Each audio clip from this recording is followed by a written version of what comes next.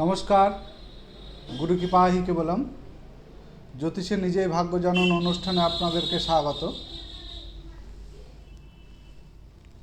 আজকে যে বিষয়টি নিয়ে আলোচনা করব, এর আগের দিন আমি আলোচনা করেছিলাম আমাদের দ্বিতীয় ক্লাসে যে কোন রাশিগুলো হচ্ছে অগ্নি রাশি, কোন রাশিগুলি পৃথ্বী রাশি, কোন রাশিগুলি বায়ু রাশি এবং কোনগুলি জল রাশি। তো আজকের সেটার একটা অন্য রকম দিক আমরা আলোচনা করব।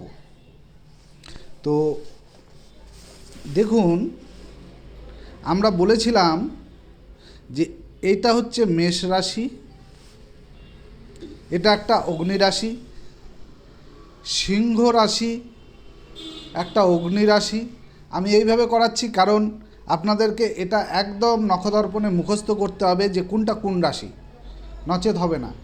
সুতরাং দেখে নিন, এইভাবে আমি করাচ্ছি এই জন্যে যাতে আপনাদের মুখস্থটা খুব তাড়াতাড়ি এবং সুন্দরভাবে হয়ে যায়।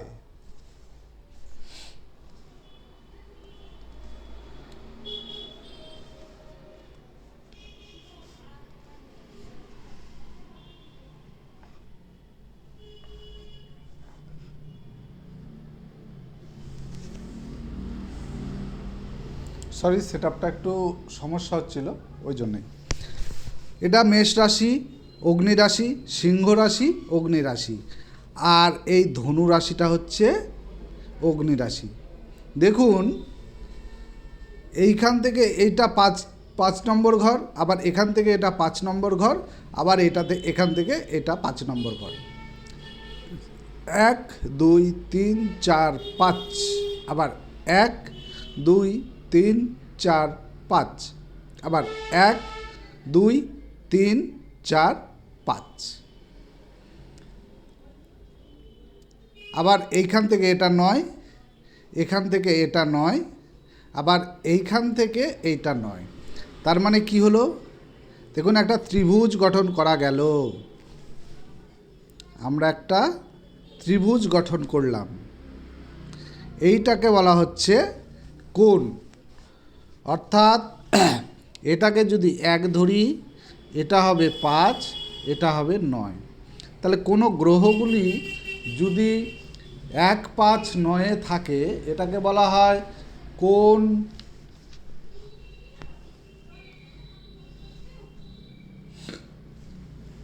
এটাকে বলা হয় কোণ, ত্রিকোণ স্থান।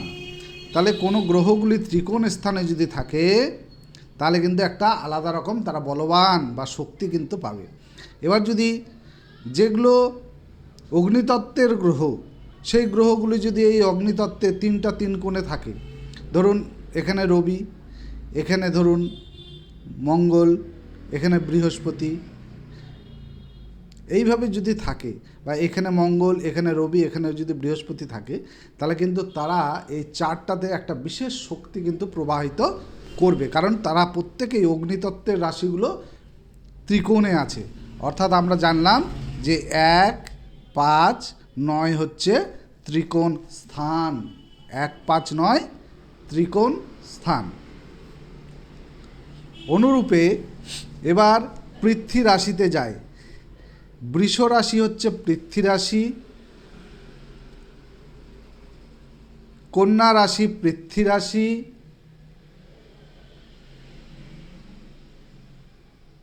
আর মকর রাশি হচ্ছে পৃথ্বী রাশি। তাহলে এই পৃথ্বী রাশিগুলোকে যদি আমি যোগ করি, তাহলে একটা ত্রিভুজ আমি পাচ্ছি। তাহলে কি হলো? এইখানে পৃথ্বী রাশির যে গ্রহগুলো, সেই গ্রহগুলো যদি পৃথ্বী রাশিতে থাকে, তারা কিন্তু নিজেদের মধ্যে একটা এনার্জি ফ্লো করে, সেই চার্টের শক্তি বা ক্ষমতা কিন্তু বাড়িয়ে দেয়। অর্থাৎ সেই জন্মছকটা পৃথ্বী রাশির অন্তর্গত হয়ে যায়, অর্থাৎ তাদের সেই ছকটার মধ্যে পৃথ্বী তত্ত্বের প্রবলতা থাকে। এবার বায়ু রাশি। মিথুন রাশি হচ্ছে বায়ু রাশি, তুলা রাশি বায়ু রাশি, আর কুম্ভ রাশি বায়ু রাশি। তাহলে এখান থেকেও আমরা কিন্তু একটা ত্রিভুজ আমরা অঙ্কন করতে পারবো। এই ত্রিভুজ অঙ্কন করলাম, এই 1, 5, 9 যেটাকেই ধরুন, সেখান থেকে 1, 5, 9 হবে। এবারে আমরা চলে যাই জলরাশি। তাহলে কর্কট হচ্ছে জলরাশি, আর জলরাশিকে বৃশ্চিক রাশি জলরাশি, আর মীন রাশি জলরাশি। এই যে আমরা ত্রিভুজ গঠন করে দিলাম, এই হয়ে গেল ত্রিকোণ স্থান, অর্থাৎ 1, 5, 9। তাহলে এবার যদি যে গ্রহগুলো জলতত্ত্বের অধীন, সেই গ্রহগুলো যদি এই কটা ভাগের মধ্যে থাকে, তাদের মধ্যে কিন্তু একটা আলাদা বলবান, কারণ তারা যে রাশির যে ধরন সেই জায়গাতেই আছে, অর্থাৎ তারা কিন্তু একটা বেশি শক্তি পাবে সেই জন্মছকে, সেখানে একটা বেশি শক্তি পাবে। তো আজকে এই পর্যন্তই। এর পরের ক্লাসে আমি অন্যটা করব, দেখাবো আপনাদের।